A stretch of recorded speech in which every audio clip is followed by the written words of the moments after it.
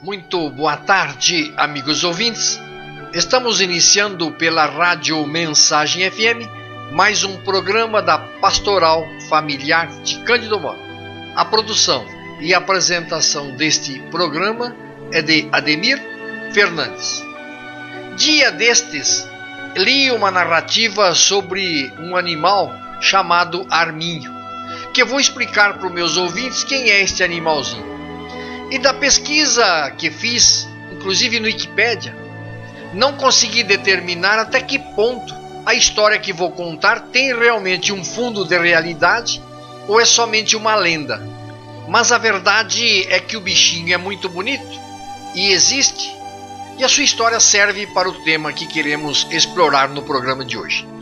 Este animalzinho chamado Arminho vive nas florestas da Ásia e possui uma pele muito bela e valiosa. E pelo menos desde a Idade Média foi considerada como símbolo de pureza e da realeza pelos reis, que sempre apareciam representados com lindos mantos brancos feitos de peles de arminhos. Este animal tem uma curiosidade, porque o seu pelo varia de acordo com a estação e por ser dono de uma pele valiosíssima, o arminho foi e continua, infelizmente, sendo caçado pelo homem. E como ele cuida com muito orgulho de sua pele e não admite sequer uma manchinha, os caçadores, sabendo disso, criaram uma tática bem interessante para capturá-los. Consta que os caçadores aprenderam como apanhar o bichinho sem estragar a sua pele, que obviamente é muito valiosa. Eles perceberam que para o animal era importante manter a sua pele sempre branca e limpa. Então desenvolveram uma tática interessante. Quando o bichinho sai em busca de comida ou de caça, os caçadores aproveitam e sujam de lama a entrada das tocas dos animaizinhos, que a sujam bastante. Depois soltam os seus cães de caça, que saem atrás a perseguir o coitado do animal, tendo sempre o cuidado de deixar livre o caminho de volta do bichinho para suas tocas. O desavisado Arminho, farejando os cães e pressentindo o perigo, vê o caminho livre à sua frente, corre desesperadamente em direção à sua toca, buscando o refúgio que lhe dará a proteção e a salvação. Mas ao chegar, ele esbarra com o inesperado. Depara-se com a enorme sujeira posta bem à sua frente, colocada em toda a entrada de seu abrigo. Vendo a entrada da toca suja de lama, conta a história que o Arminho vê-se impedido de entrar ali, e ele para estremecido. Ele simplesmente não consegue imaginar ver manchada de lama negra e fedida a sua alva e reluzente pele. Seu instinto mais forte é manter a pelagem limpa. Trata-se de uma questão de sobrevivência primária para o Arminho manter a sua pelagem limpa. Então há relatos que o Arminho, nesta hora, vendo-se perdido, sem saída, decide, então trêmulo, fecha os pequenos olhos avermelhados, abaixa-se no chão gramado e limpo e encolhe-se todo aguardando o pior. O pequenino prefere morrer nas garras dos caçadores a sujar o seu precioso manto branco na lama. O lema desse bichinho, então, é: antes a morte que a desonra de sujar a minha pele. Meu amigo, minha amiga ouvinte, que a natureza pode nos ter deixado como lição? Quantos deveriam aprender com este animalzinho? Quantos hoje perdem a sua pureza e a sua integridade, tão somente pelo mero prazer de satisfazer os seus desejos egoístas? Como seríamos melhores como espécie se nos negássemos a nos sujar, ainda que a morte fosse a consequência? Sem dúvida que a lama, a poeira, saem com o banho, mas para a sujeira moral, ética e espiritual, para esse tipo de coisa não há banho que limpe. A única coisa que pode resolver é o arrependimento. No momento em que vivemos no país uma situação quase de caos, com uma generalizada degradação da moral e da ética sendo exposta publicamente, e partindo principalmente de pessoas ou grupos de segmentos de pessoas que deveriam ser os guardiães da moral e da ética. Todos nós deveríamos aprender neste momento muito com este animalzinho e lembrarmos principalmente que somos criados à imagem e semelhança de Deus. E às vezes nós é que nos portamos como irracionais. Ao contrário do arminho, nós humanos não pensamos duas vezes antes de afundar na lama. Às vezes por sermos perseguidos, às vezes para evitar consequências fatais, às vezes por puro prazer e outras vezes até por hábito. Uma das palavras mais difíceis de lidar com ela por todos nós é a integridade. Viver uma vida irrepreensível diante da sociedade e principalmente diante de Deus é algo que não atrai muito o homem moderno. Esta palavra é muito usada e citada nos meios políticos, especialmente nos programas de candidatos a um cargo na vida pública e até nas igrejas. Mas qual é o verdadeiro significado da integridade? Integridade significa a qualidade de uma pessoa de conduta reta, pessoa de honra, ética, educada, imparcial, brioso, cuja natureza de ação nos dá uma imagem de inocência, pureza ou castidade, que é íntegro, é justo e perfeito, é puro de alma e puro de espírito. Integridade na raiz significa inteiro. Um ser humano íntegro não se vende por situações momentâneas, infringindo as normas e leis, prejudicando alguém por um motivo fútil, muitas vezes por um motivo fútil e incoerente. A moral de uma pessoa não tem preço e é indiscutível. Uma triste alusão ao que estamos vivendo no Brasil de hoje. O inverso de integridade é fragmentado ou corrompido. É preciso salientar que quando falta integridade na vida de uma pessoa, ela passa a ter duas caras, e seu caráter e a sua conduta passam a ser ambíguas. A pessoa sem integridade vive normalmente de uma maneira na igreja, e de outra na sociedade e de outra no trabalho. Ela não possui equilíbrio nas suas posições. A Bíblia diz que é melhor o pobre íntegro em sua conduta do que o rico perverso em seus caminhos.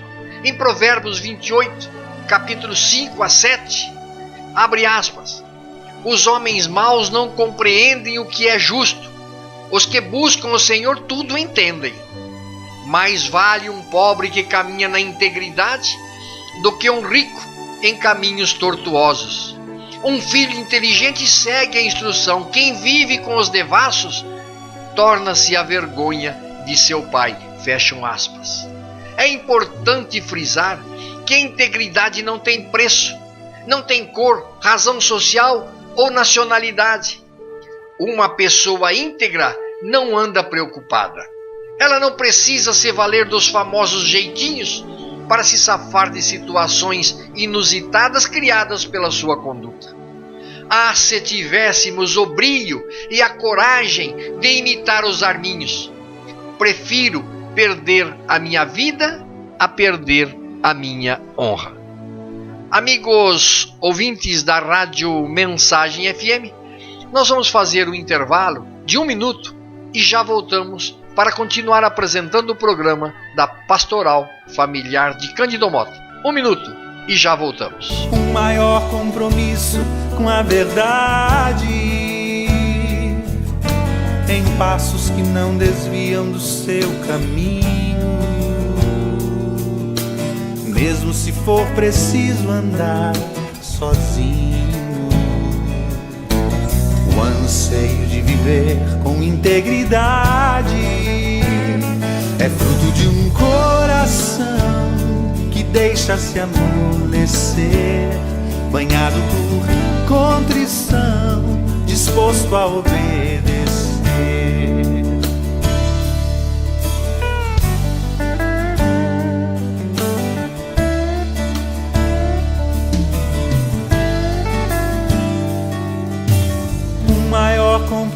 manso com a verdade, em passos que não desviam do seu caminho, mesmo se for preciso andar sozinho. Amigos ouvintes da Rádio Mensagem FM, voltamos a apresentar o programa da Pastoral Familiar de Cândido Mota. No programa de hoje nós estamos falando sobre a importância da pureza e da integridade do homem. E quero retomar este tema com a citação da carta de São Paulo aos Romanos, capítulo 12, versículo 2, abre aspas. Não vos conformeis com este mundo, mas transformai-vos pela renovação do vosso espírito, para que possais discernir qual é a vontade de Deus, o que é bom e o que lhe agrada e o que é perfeito. Nós podemos trazer esta exortação de Paulo para os nossos dias de hoje e interpretarmos como uma exortação ao homem temente a Deus, para não se conformar com este século, isto é, não se conformar com o espírito deste mundo. O desafio de todo cristão é andar na lama, mas sem se sujar, ou seja, estar no mundo sem ser contaminado pelo espírito do mundo. Qual é a atitude básica do espírito do mundo desde o início, desde a queda de Satanás lá no início da criação do homem? É um espírito anti-lei em revolta contra Deus. É o homem colocando a si mesmo no centro de todas as coisas, fazendo de si mesmo o padrão e a medida de todas as coisas. É o homem com H maiúsculo dizendo, eu só aceitarei conhecimento que eu mesmo posso gerar a partir de mim mesmo. É a criatura se recusando a obedecer ao seu Criador. E aí não precisa dizer mais nada, que dá no que está dando. Um povo bom, mas que muitas vezes se vê confrontado com o forte desejo de que o importante é levar vantagem em tudo. A triste premissa, conhecida como lei de Gerson, que tanto mal faz à nossa cultura. Qual a solução para não nos conformarmos com este mundo? Isolar-nos dele? Não, porque se não reagirmos, se continuarmos insistindo de que os meios justificam os fins, corremos o risco de nós mesmos fazer isso e levar dentro de nós o espírito do mundo. A solução para esta atitude está na própria Bíblia Sagrada, no Evangelho de São João, capítulo 17, versículo 14. Dei-lhes a tua palavra, mas o mundo os odeia, porque eles não são do mundo, como também eu não sou do mundo. Não peço que os tires do mundo, mas sim que os preserves do mal. Meus irmãos, nós temos de entender que a batalha principal está na mente, no mundo do pensamento. O interno sempre precede o externo. Se estamos conformados exteriormente, irá sempre depender de estarmos conformados internamente ao espírito deste mundo. Isto quer dizer que é possível a pessoa pensar que crê em Deus em sua palavra e inconscientemente estar vivendo um evangelho humanista, um evangelho à sua maneira, que coloca o homem no centro de todas as coisas, onde o mais importante não é agradar a Deus e fazer a sua vontade, mas conseguir seus favores e suas bênçãos. Há somente duas visões de mundo, na minha opinião, a visão bíblica e a visão humanista. A primeira coloca Deus no centro, a segunda coloca o homem no centro. Desde há muito, infelizmente, esta tem sido a atitude básica do espírito do mundo e da visão humanista. O homem, quando se revolta contra Deus, recusando-se a sujeitar-se a Ele. Nós precisamos estar atentos, porque cada época, cada geração manifesta o espírito em sua forma peculiar. O espírito do mundo é muito sutil, e se não queremos nos sujar enquanto andamos através da lama, precisamos entender de que forma o espírito do mundo está tomando hoje e não nos conformarmos com ele. Primeiro no mundo do nosso pensamento e depois na vida prática. Em termos filosóficos e morais, nós podemos falar de várias formas que manifestam o espírito do mundo em nossa geração. Mas o principal deles é que o homem moderno tem perdido a esperança em valores absolutos e em valores universais. Assim, o ser humano transgride a lei, pisa nas pessoas para conseguir suas ambições. Mas a pergunta crucial é: que tipo de ética vamos escolher continuar vivendo? A ética bíblica baseada em valores absolutos e imutáveis da palavra de Deus? Ou a ética humanista baseada em valores relativos que hoje são aceitos porque a maioria da sociedade pensa assim, mas que amanhã podem ser mudados de acordo com as circunstâncias? A própria orientação oficial da educação brasileira diz que devemos formar cidadãos críticos, cidadãos responsáveis e éticos, mas baseados numa ética que prega tolerância ao pecado em nome de algumas diferenças. Por outro lado, há um pensamento religioso e de pessoas preocupadas de verdade com o futuro de nossa nação que prega, infelizmente nossa nação prega, estarmos vivendo numa sociedade em que uma das coisas mais assustadoras nos últimos tempos significa simplesmente: creia naquilo que você quiser, haja como quiser. Isto decididamente não está correto. Como cristãos, se não tivermos algo que é absoluto, sem relativismo, não teremos nada para dizer ao mundo dentro de alguns anos.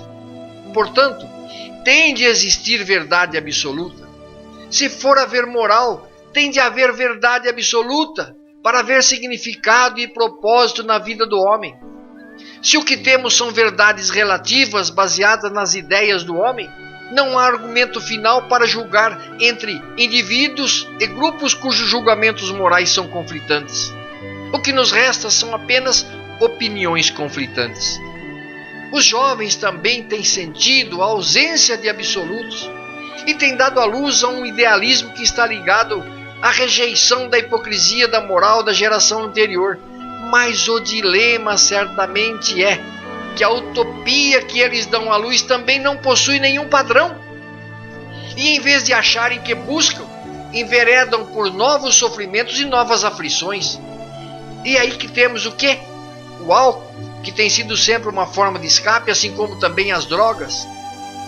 Assim, os exageros estão matando jovens e adultos. Estão misturando álcool e drogas. Muitos passam a maior parte do dia com o ouvido plugado só ouvindo música. Outros passam o dia todo surfando na internet. Outros, horas a fio, jogando videogames. Não que tudo isso não deva ser feito, mas em excesso é uma forma de escapismo. Desta forma, como acharemos a verdade absoluta se ninguém parece querer achar um tempo, um lugar para meditar? Porque quando você está quieto, você tem que enfrentar a realidade. Muitos em nossa geração não ousam fazer isso porque possuem uma estrutura de vida onde a realidade leva para a falta de significado. E por isso preenchem suas vidas com qualquer tipo de entretenimento, mesmo que seja somente barulho. Portanto, quando Paulo diz: não vos conformeis com este século, mas transformai-vos pela renovação de vossa mente, para que experimenteis qual seja a boa, agradável e perfeita vontade de Deus, ele não está falando a respeito de crenças filosóficas e teológicas. Ele está falando sobre resistir à pressão de conformar com falsos padrões morais, sobre resistir ao escapismo através de um ritmo maluco de vida, os quais são ainda mais difíceis de resistir do que os perigos filosóficos e teológicos. Está nos falando principalmente que devemos e podemos ser puros e íntegros, como os arminhos, aquele bichinho do qual falamos no início de nosso programa. Os cristãos não devem permitir que o mundo os corrompa. Se o mundo nos vê conformados ao seu padrão e ao seu relativismo, ele não ouvirá o que estamos dizendo. O mundo não terá nenhuma razão para isso. O mundo está se voltando para respostas falsas em todo lado. E nós dizemos que queremos alcançar pessoas com verdade. Algumas pessoas estão de fato procurando respostas verdadeiras e fundamentais em meio à confusão de nossa geração. Mas se olham para nós cristãos que enfatizam que a Bíblia é a verdade, veio uma falha de absolutos em nosso pensar e em nosso agir, tanto individual como coletivamente.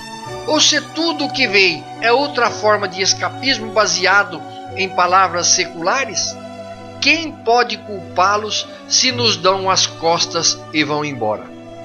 A responsabilidade por um mundo melhor é sobretudo de cada um de nós. Amigos ouvintes da Rádio Mensagem FM, vamos chegando ao final de mais um programa da Pastoral Familiar de Cândido Mota. A produção do programa de hoje foi apoiada em um artigo de Carlos Roberto Martins de Souza, do site artigosgospelprime.com.br, em um artigo de Helenir Cordeiro, da revista impacto.com.br. Muito obrigado mais uma vez pela sua audiência, bom fim de tarde, bom descanso e até a próxima quinta-feira, quando estaremos aqui nos 87,9 da Rádio Mensagem FM para novamente apresentar este programa. Até quinta, conto novamente com a sua audiência.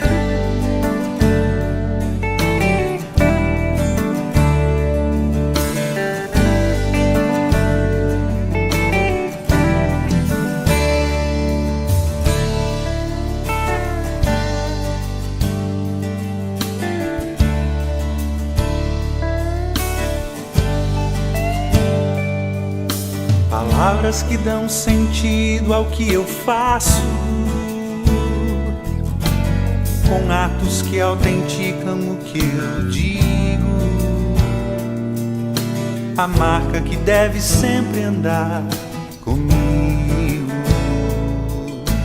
a essência do que a Deus eu ofereço, um maior compromisso com a verdade,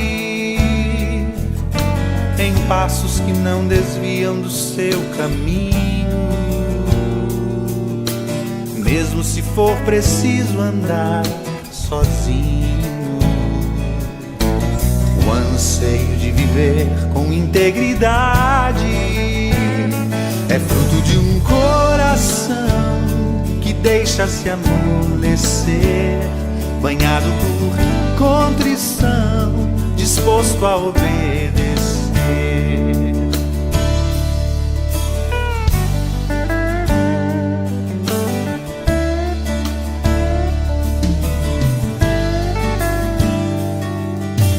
Um maior compromisso com a verdade,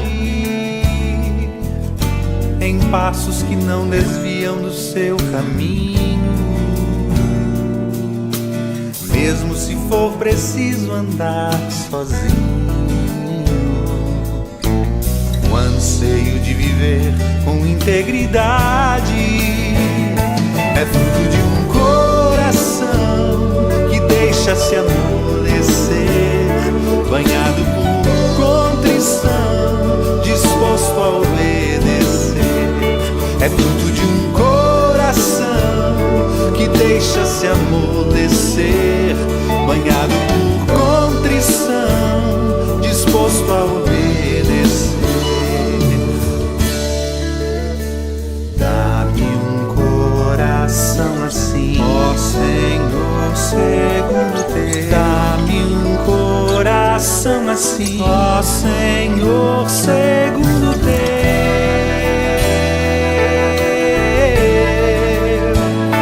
que é fruto de um coração que deixa-se amolecer, banhado por